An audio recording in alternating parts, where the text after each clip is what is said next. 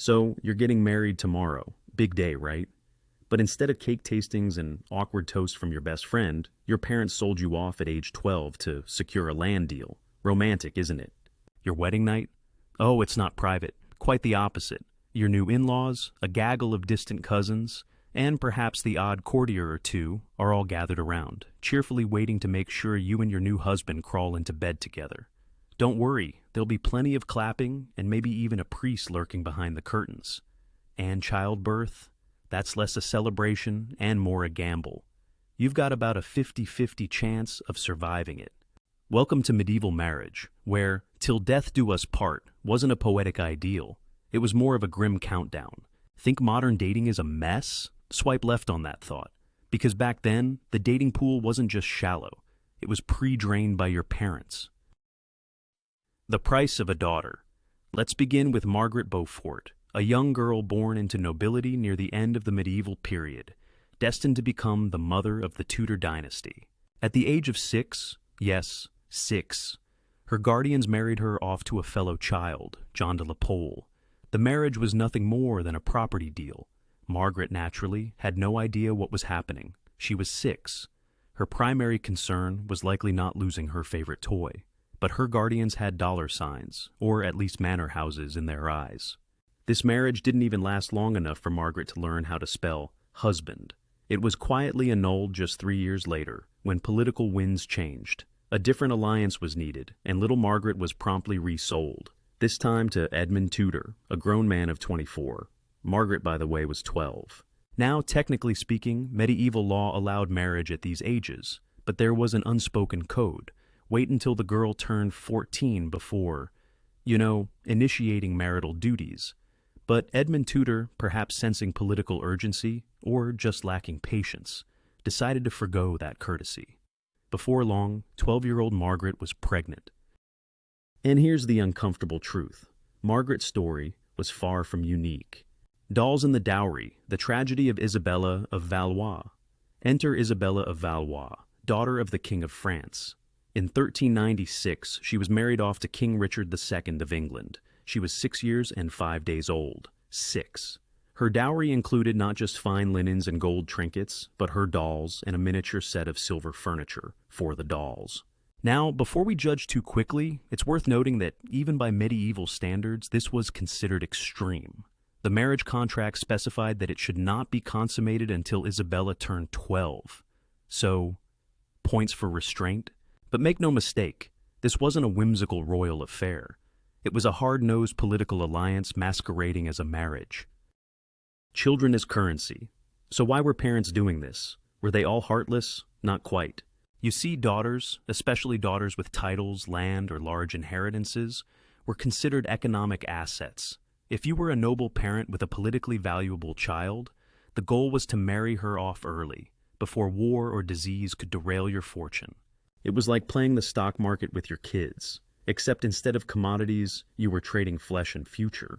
And what about the law? Well, the church had plenty of rules about marriage ages and consent, but when it came to noble alliances, these rules were more like gentle suggestions. Money and power, as ever, had the final say. And not everyone was doing it. Here's the part no one talks about. These horror stories were primarily a rich person's problem. Your average peasant wasn't marrying off his daughter at 6 years old to secure a treaty. Most common folk, your farmers, blacksmiths, and tavern keepers, married in their late teens or early 20s. The idea of marrying off a toddler with a dowry larger than the village granary was as foreign to them as indoor plumbing. But for the Isabellas and Margarets of the world, childhood ended the moment someone realized their inheritance could be parlayed into a political advantage.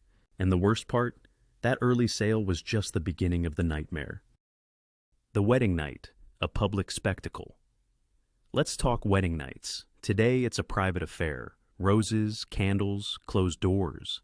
In medieval Europe, it was more of a community event.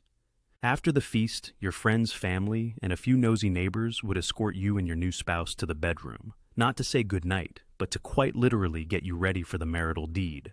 The bride would be undressed, her hair combed, and she'd be tucked into bed by a coterie of giggling ladies who'd whisper helpful advice. On the other side of the room, the groom would receive a similarly enthusiastic send-off from his own entourage. Then the two would be brought together and, get this, a priest might bless the bed. This was followed by the stocking toss, a bizarre tradition in which guests would chuck stockings at the couple like soft projectiles. A direct hit was said to predict who would marry next. Quaint, maybe horrifying, definitely. The nobility took it further. If you thought that was bad, here's the kicker. Among the upper nobility, witnesses often lingered behind the curtains, waiting for evidence of consummation. They didn't watch, thankfully, but they certainly stuck around to confirm things had gone as planned. Take Margaret of York, married to Charles the Bold, Duke of Burgundy, in 1469. Their bedding ceremony was practically a red carpet event, chronicled by every noble gossip in Europe. Why? Because if the marriage wasn't consummated, it could be annulled, and the political fallout would be catastrophic. For royal marriages, consummation, legitimacy, no bedroom action, no inheritance, no alliance, no future. Symbolism versus spectacle. Now, to be fair, this wasn't the norm for everyone. Bedding ceremonies were mostly an upper-class spectacle. Commoners usually had more discreet weddings. In some places, the tradition was purely symbolic. A cheerful escort to the bedroom, a few blessings, and then a quick exit. But in places like Scandinavia, the law actually required public bedding for a marriage to be valid. So, if your idea of a nightmare is being tucked into bed by your in-laws while a priest says a prayer, be glad you weren't born a 14th century Norwegian duchess. Even royalty eventually tired of the ritual. King Charles III of England famously locked his bedroom door and refused to participate. And who could blame him? The tragic curtain, call of childhood. For child brides like Isabella of Valois, the bedding ceremony marked more than the start of a marriage. It was the official end of childhood. She went through it at age 6, with dolls in tow, understanding, perhaps only dimly, that she now belonged to someone else. That's not something you learn in history class, but it's a chilling reminder that for many young girls, marriage was not a celebration. It was a transfer of ownership. So, you've survived your wedding night, a public ceremony that felt more like community theater than romance.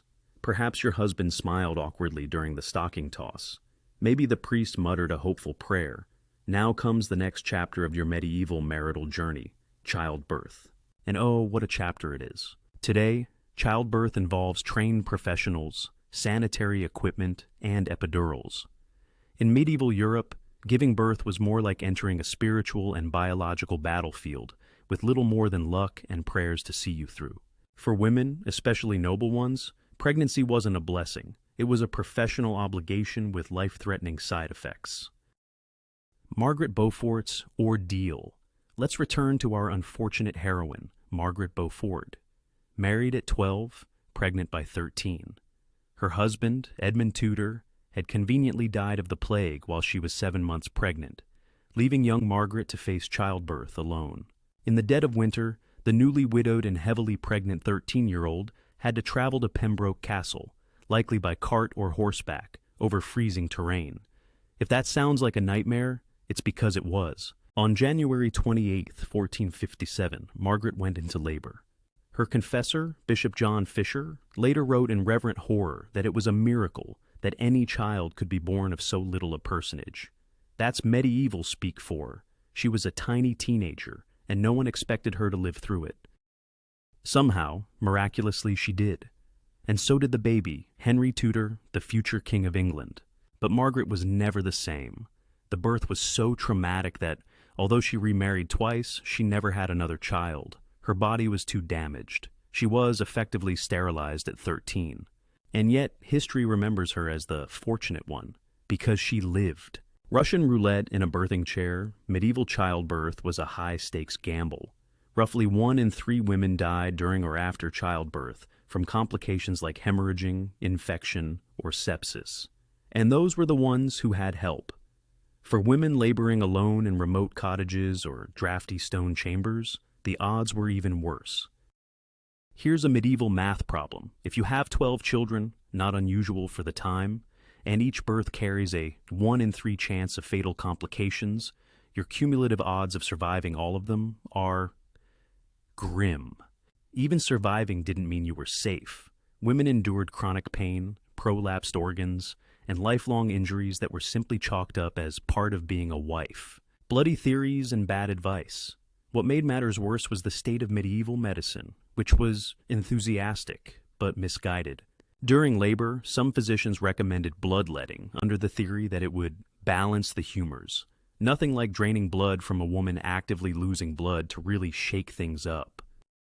Others prescribed herbal potions, some of which were mildly helpful, and others that were essentially the medieval version of essential oils and wishful thinking. Prayers were standard, as were relics. Saints' bones, holy girdles, or blessed candles were often brought into the birthing room. Midwives did their best. Many were experienced and competent, but they were also frequently blamed when things went wrong, especially if the baby didn't survive. Accusations of witchcraft were not uncommon. Even queens were not safe. Wealth and rank did not shield noblewomen from the perils of childbirth. In some cases, they just made it worse.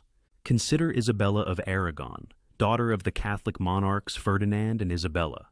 She died at age 18, after a labor so long and agonizing that even royal physicians couldn't help her. She had access to everything medieval medicine could offer, and none of it worked. The irony?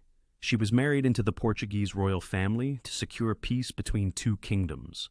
Her death undid much of that effort. Even a politically advantageous womb couldn't guarantee survival.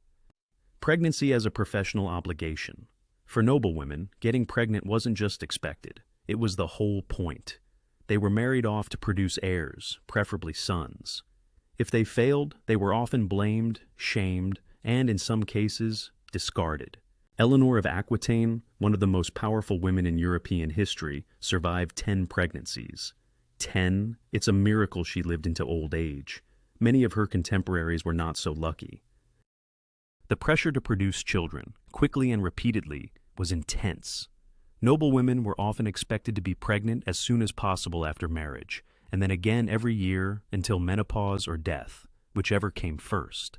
Most women didn't make it that far. Medical misunderstandings and misplaced blame. Here's something we now understand. Male infertility plays a role in about half of all conception issues. But in the Middle Ages, this idea was heretical at best, and laughable at worst. If a woman didn't conceive, her fault. If she had a miscarriage, her fault. If she gave birth to a girl instead of a boy, definitely her fault. There was no understanding of genetics or reproductive health. Blame was easy, and it always landed on the wife. The body is battlefield. Even women who survived multiple pregnancies emerged changed. The damage was often irreversible. Torn muscles and damaged pelvic floors were just part of life. Chronic pain was expected and endured in silence.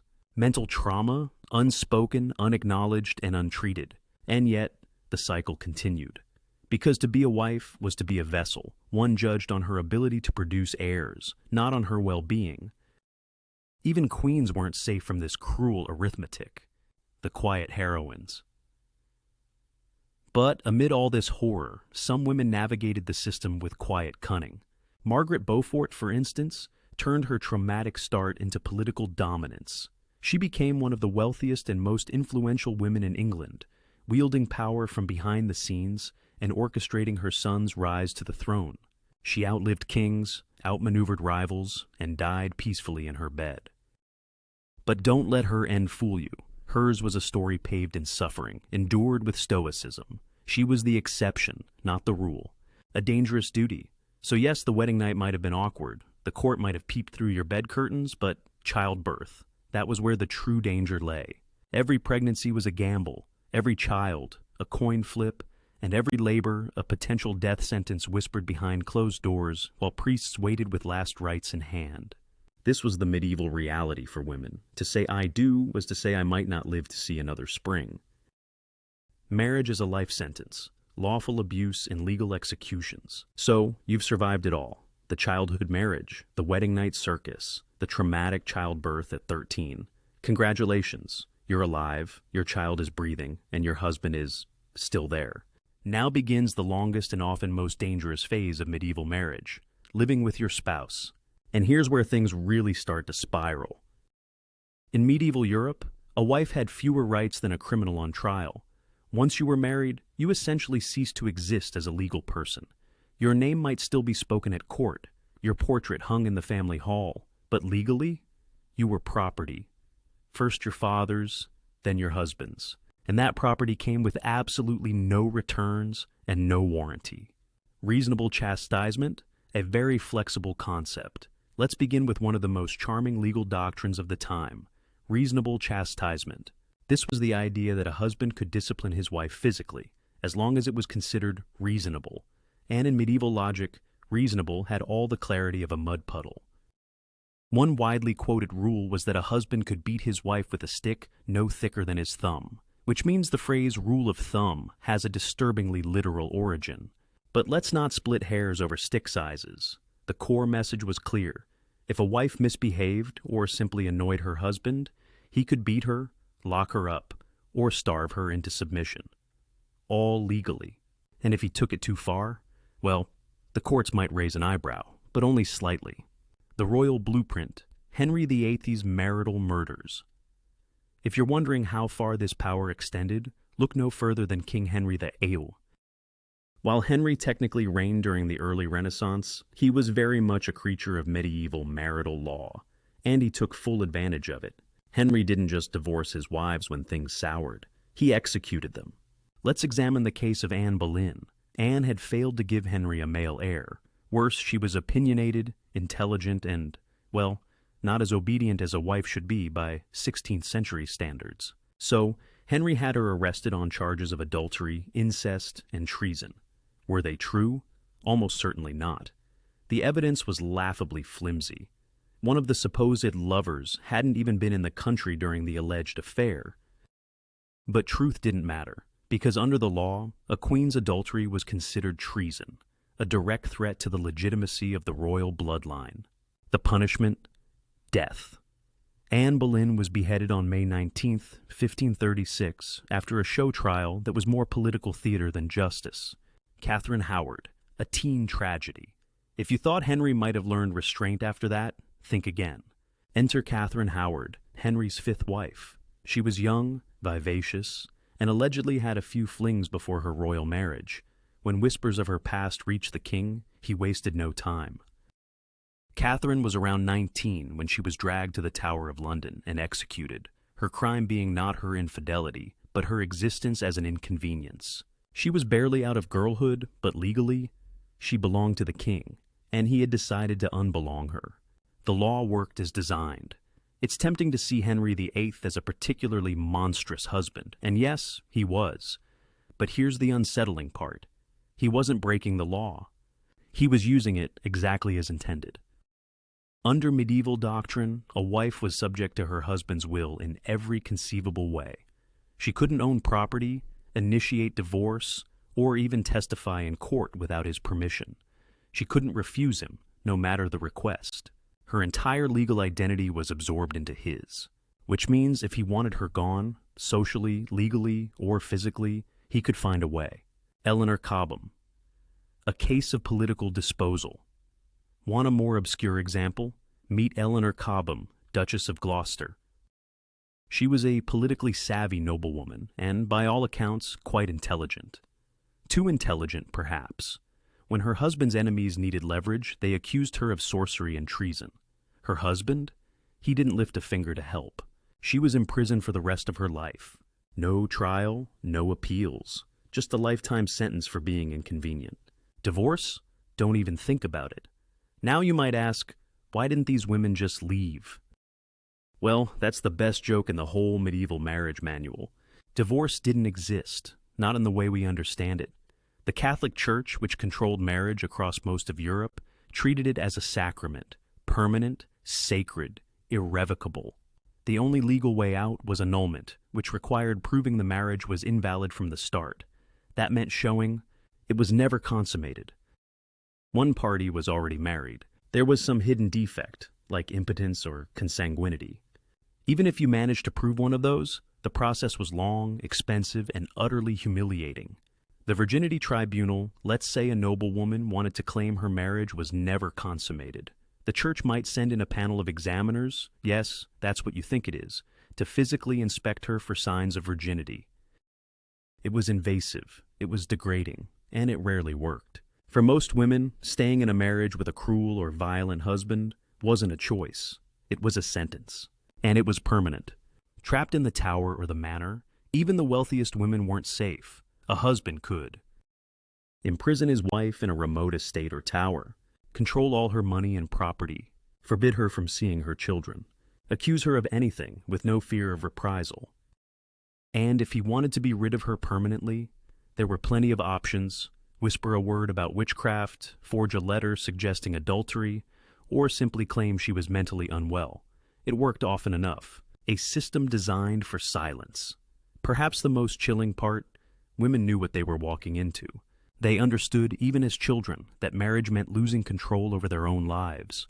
But what was the alternative?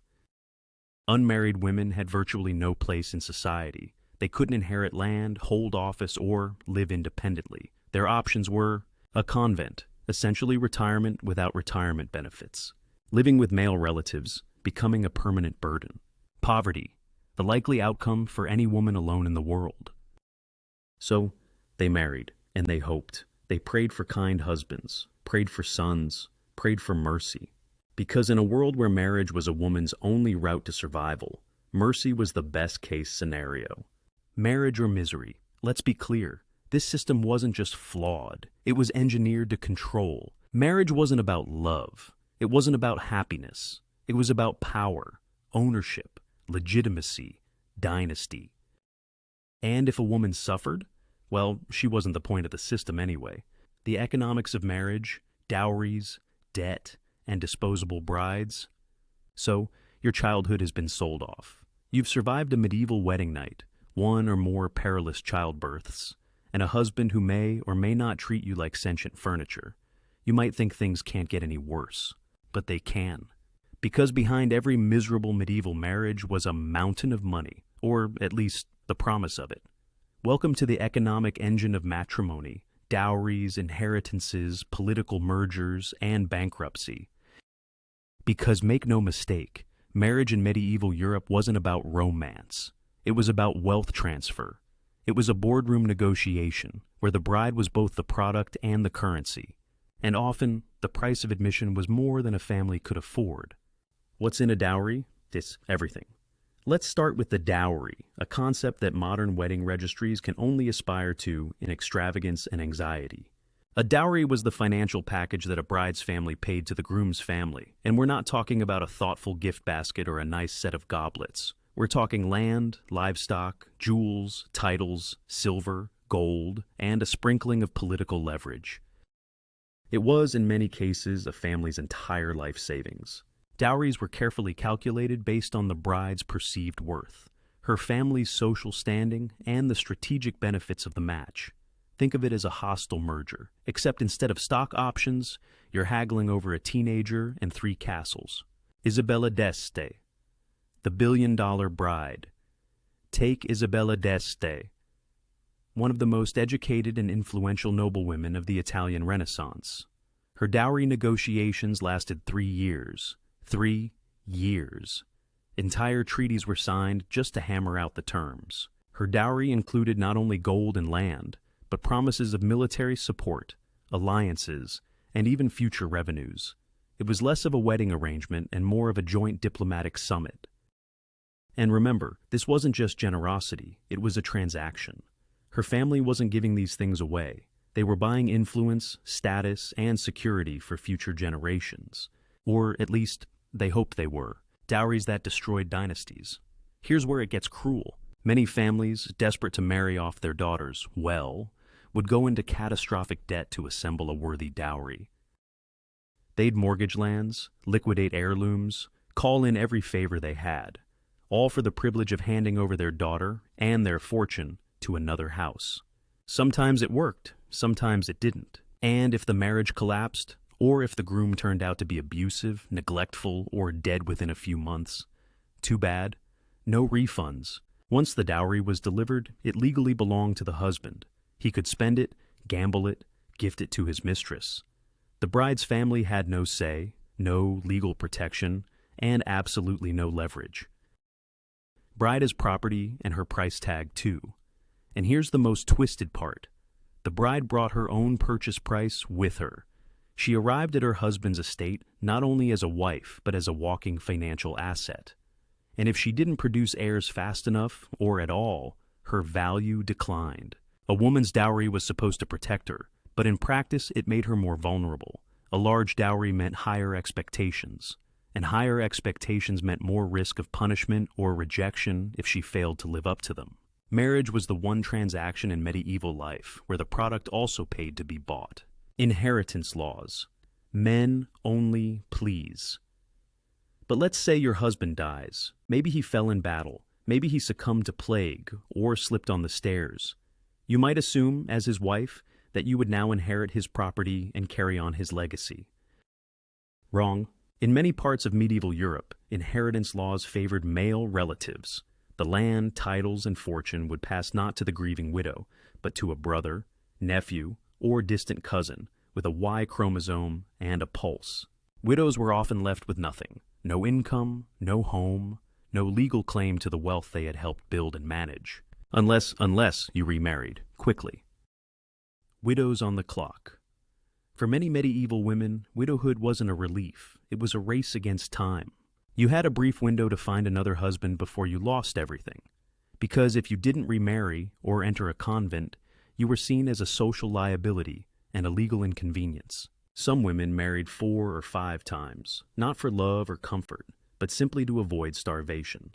It wasn't unusual for a noble woman to move from one husband to the next, like a high-stakes game of musical chairs, where the music was playing in minor key and the chairs were on fire. Convents, sanctuaries, or prisons.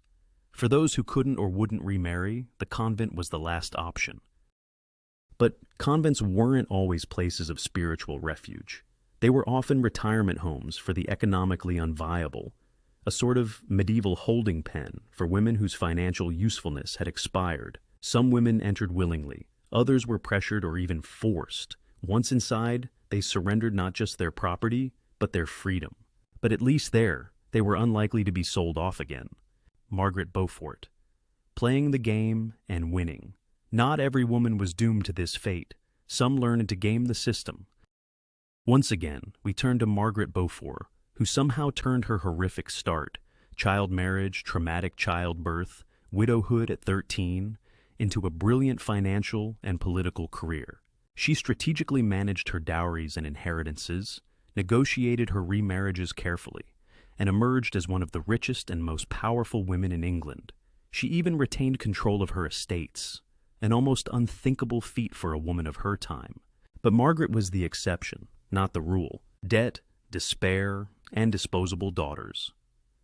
Let's not forget the thousands of families who never recovered from the cost of one daughter's marriage. Some went into generational debt, sacrificing the futures of younger siblings. Others were forced to accept lower-class matches for daughters when the funds ran dry. And many ended up with daughters married to men who were cruel, negligent, or simply unstable. But there was nothing they could do. Once the dowry changed hands, the transaction was complete. The daughter became someone else's property, and if she suffered, that was between her and God. Marriage is a market strip. Away the courtly language, the holy vows, and the fine silks. And what you had was this. Marriage was a market. Daughters were currency. Sons were investors. And every wedding was a gamble that could bankrupt a family or buy them influence. The lucky ones gained wealth, land, or royal connections.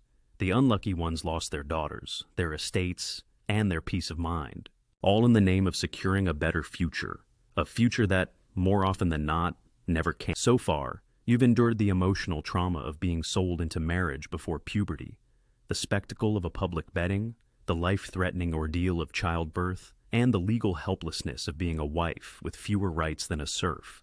You might be wondering, how long does this nightmare last?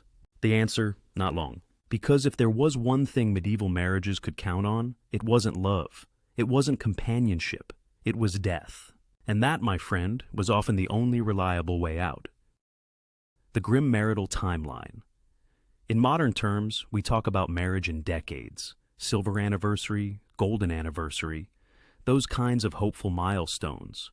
In the Middle Ages, the average marriage lasted about 15 to 20 years. Not because of emotional fatigue, but because somebody died.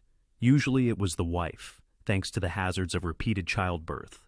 But husbands weren't lounging comfortably either. They had wars, plagues, tournaments, and a tragic ignorance of hygiene to deal with. If you made it to your 20th anniversary in medieval Europe, you weren't celebrating. You were astonished.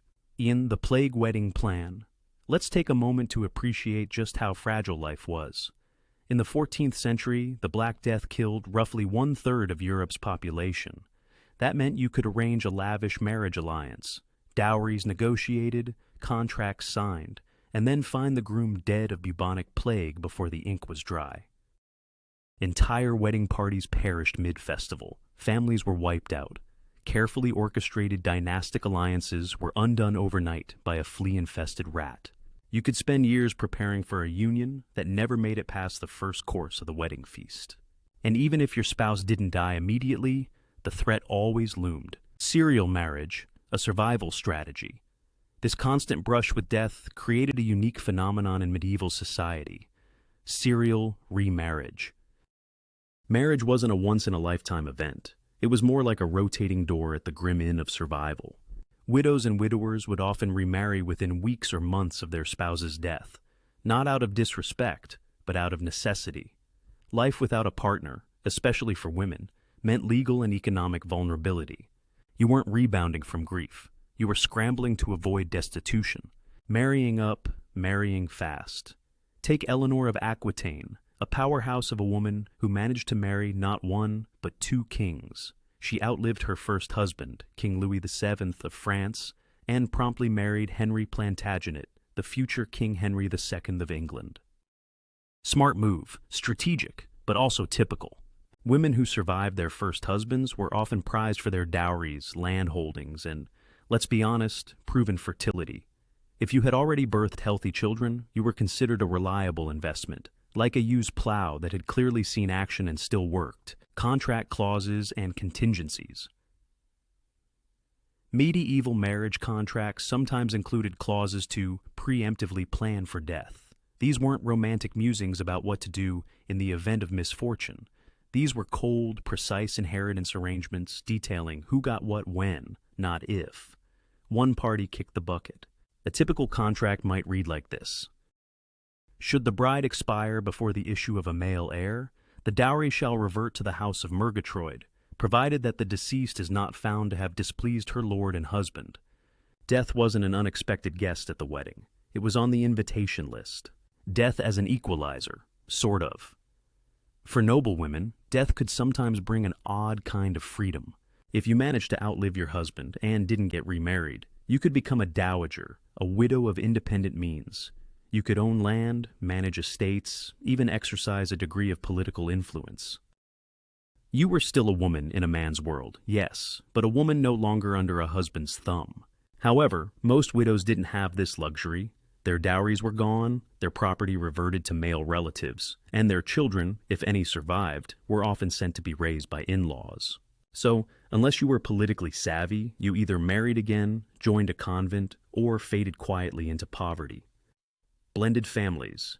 Before it was trendy. All this remarriage led to a mess of complicated family trees. You might have half-siblings from your mother's first 3 marriages, step-siblings from your father's 4th and 5th wives, cousins who were actually technically uncles twice removed by remarriage, and inheritance disputes that made the plot of Game of Thrones look like a casual brunch.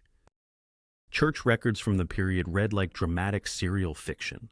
Joan, widow of Robert, now married to Thomas, previously wed to Margaret, who died in childbirth, and whose son, by first marriage, now contests the land gifted to Joan's 3rd child from her second husband's first marriage.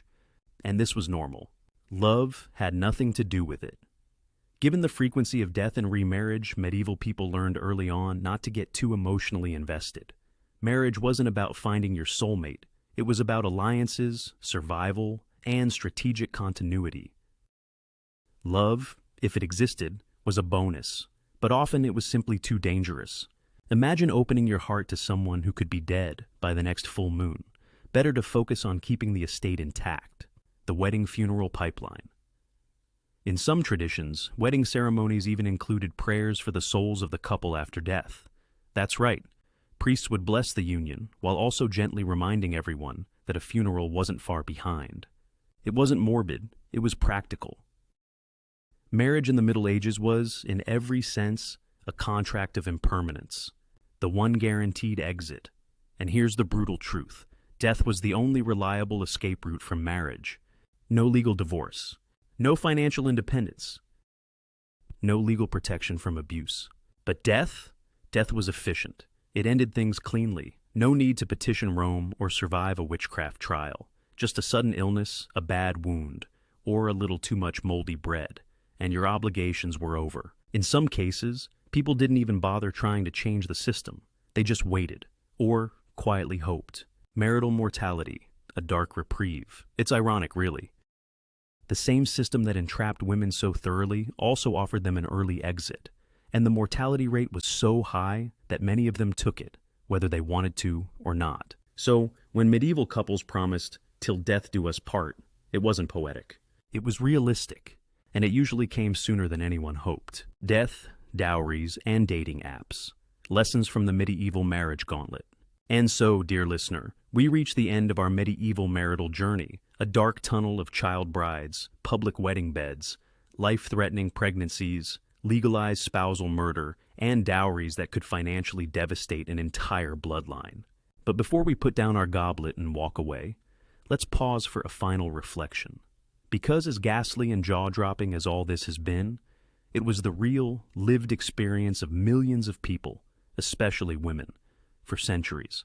It's tempting to look back and laugh at the absurdity, the dolls and the dowry, the priest beside the bed, the noblewoman trying to survive 10 pregnancies before her 30th birthday.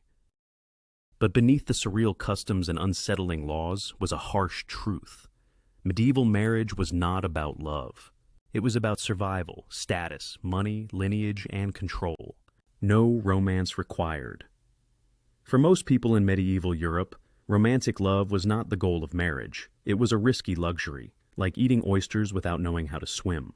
The goal was to secure alliances, transfer wealth, and continue the family name. If you happened to enjoy your spouse's company, wonderful, but statistically, that was unlikely and unnecessary. Marriage was a social structure, not a personal journey. It governed land rights, legal protections, military alliances, and religious legitimacy, and as a result, it was enforced with terrifying rigidity. So, when we look at these unions, some of which ended in beheadings, others in lifelong imprisonment or slow, quiet suffering, it's important to understand that they weren't anomalies. They were the logical outcome of a deeply flawed system. The real horror, powerless by design.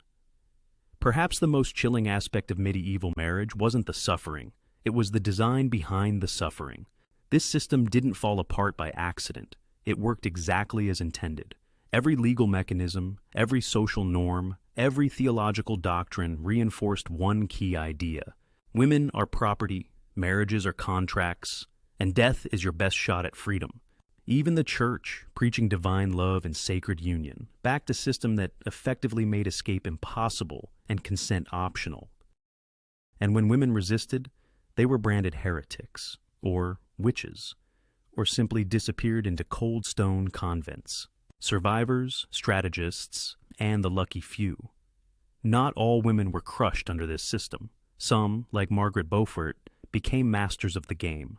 They manipulated legal loopholes, forged alliances, and outlived their enemies. Others found rare partnerships rooted in mutual respect, or at least benign indifference. But most didn't get lucky. They endured. They buried husbands, children, and sometimes entire families. They remarried not for love, but to avoid starvation. They learned to smile at feasts while bruises healed under silks. And they prayed to God, to saints, to luck, that the next birth or the next husband wouldn't be the one to finally end them. So, about that dating app. Now let's come back to you, sitting comfortably in the 21st century. You swipe left on someone because their bio says crypto enthusiast. You ghost a date because they ate spaghetti weird. You complain about being single at brunch. And listen, you're allowed to. Modern dating is complicated, often messy and full of pitfalls. But compared to the medieval alternative, it's absolute freedom. You can choose who you love. You can decide not to marry at all. You can divorce. You can own your home, your body, your future. You can change your mind without risking excommunication. You can live alone without starving. You can say no without fearing the stick, the trial, or the sword. That's not just progress, that's a miracle. Gratitude, gallows humor, and good sense. There's something quietly powerful about understanding the past, not just as a list of dates and dead monarchs, but as a testament to human resilience. We can tell these stories with a smile, with a wink, with the soft humor of hindsight. But we also honor the very real suffering of people who had no control over their lives, people who endured, adapted, and, in rare cases, overcame. So the next time your romantic life feels like a disaster, remember, at least your wedding night wasn't a team sport. Your parents didn't auction you off before your first molar. And no one's checking your marriage bed for evidence the next morning. That's a win. In summary, the medieval marriage checklist. Let's run the final tally, shall we?